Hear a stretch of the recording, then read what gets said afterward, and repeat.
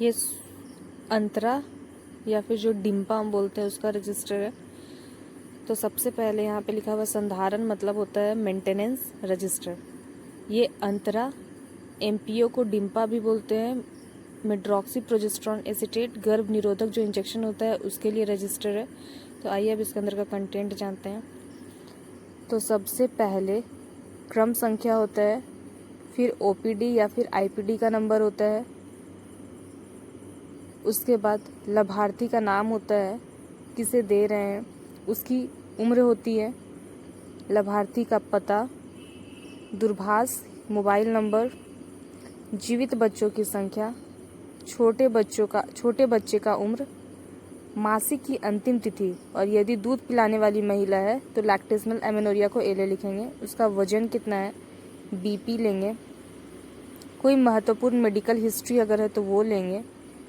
उसके बाद कौन से प्रकार से दिया गया है, जो डिम्पा इंजेक्शन है आईएम या फिर एससी, कब दिया गया है, उसका तिथि क्या है, उत्प्रेरित करने वाले सहिया का नाम, उसे इसके बारे में किसने बताया था और कौन लगाने के लिए उसका अनुमति दिया।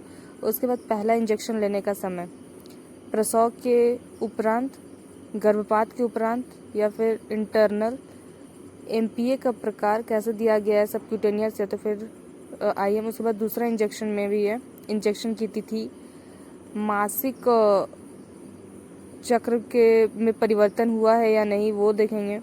उसका वजन दूसरी बार जब आएगी तो देखेंगे कि मासिक में किसी तरह का इरेगुलरिटी तो नहीं है, उसका वजन चेक करेंगे या फिर कोई अन्य दिक्कत हो।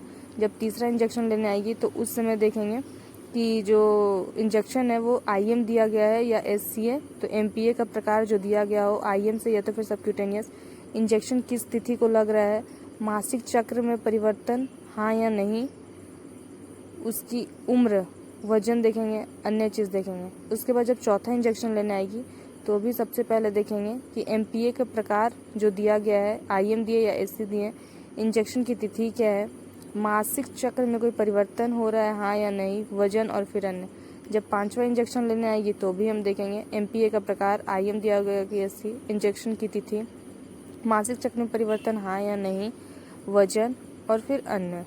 छठा इंजेक्शन लेने आएगी उस समय भी देखेंगे एमपीए का प्रकार आईएम दिया गया है कि एससी, इंजेक्शन की तिथि कौन से डेट को दे रहे हैं, फिर पुनः जांच करेंगे कि मासिक चक्र में किस तरह का परिवर्तन हो रहा है, वजन और फिर किसी तरह का चीज़।